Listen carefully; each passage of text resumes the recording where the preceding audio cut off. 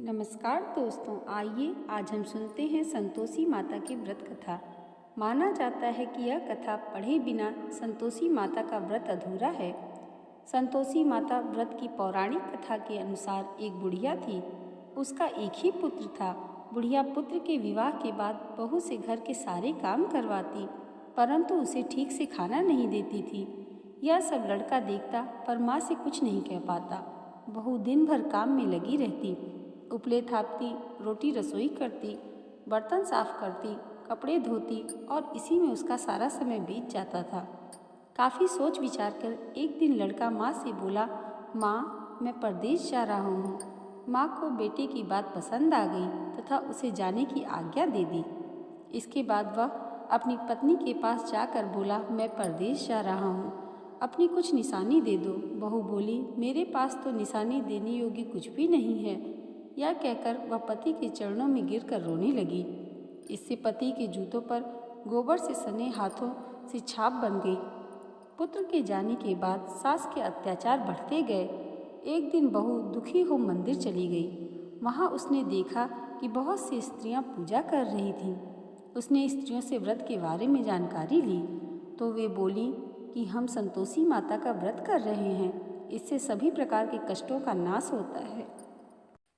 स्त्रियों ने बताया, शुक्रवार को नहा धोकर एक लोटे में शुद्ध जल से गुड़ चने का प्रसाद लेना तथा सच्चे मन से माँ का पूजन करना चाहिए। खटाई भूल कर भी मत खाना और ना ही किसी को देना। एक वक्त भोजन करना। व्रत विधान सुनकर अब वह प्रति शुक्रवार को संयम से व्रत करने लगी। माता की कृपा से कुछ दिनों के बाद पति का पत्र आया। कुछ दिनों बाद पैसा भी आ गया। उसने प्रसन्न मन से फिर व्रत किया तथा मंदिर में जा अन्य स्त्रियों से बोली, संतोषी माँ की कृपा से हमें पति का पत्र तथा रुपया आया है।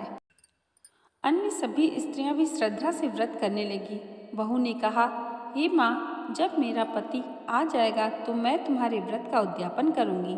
अब एक रात संतोषी माँ ने उसके पति को स्वप्न दिया और कहा, तुम अपने घर क्यों नहीं जाते? तो वह कहने लगा, सेठ का सारा सामान अभी बिका नहीं, रुपया भी नहीं आया है। उसने सेठ को स्वप्न की सारी बात कही तथा घर जाने की इजाज़त मांगी, पर सेठ ने इनकार कर दिया।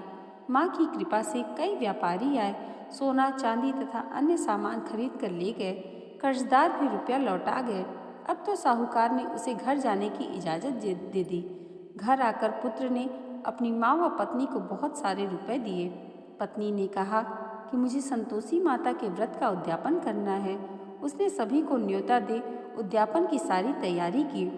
पड़ोस की एक स्त्री उसे सुखी देख ईर्ष्या करने लगी। उसने अपने बच्चों को सिखा दिया कि तुम भोजन के समय खटाई जरूर मांगना। उद्यापन के समय खाना खाते खाते बच्चे खटाई के लिए मचल उठे तो बहू ने पैसा देकर उन्हें बहलाया। बच्चे दुकान से उन पैसों की इमली खटाई खरीद कर खाने लगे तो बहू पर माता ने कोप किया। राजा के दूत उसके पति को पकड़कर ले जाने लगे तो किसी ने बताया कि उद्यापन में बच्चों ने पैसों की इमली खटाई खाई है। तो बहू ने पुनः व्रत का उद्यापन का संकल्प लिया।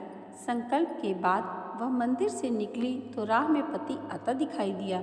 पति बोला, इतना धन जो कमाया है उसका कर राजा ने मांगा था। अगले शुक्रवार को उसने फिर विधिवत व्रत किया और उद्यापन किया। इससे संतोषी माँ प्रसन्न हुई। 9 माह बाद चांद सा पुत्र जन्म लिया। अब सास बहू तथा बेटे माँ की कृपा से आनंद से रहने लगे। हे संतोषी माँ, जिस तरह आपने बुढ़िया की बहू पे अपनी कृपा बनाई, वैसे ही हम सब पे भी अपनी कृपा बनाए रखिएगा। दोस्तों, अगर आपको कहानी अच्छी लगी हो तो हमें कमेंट बॉक्स में ज़रूर बताइएगा और हमारे चैनल को सब्सक्राइब कीजिए। धन्यवाद।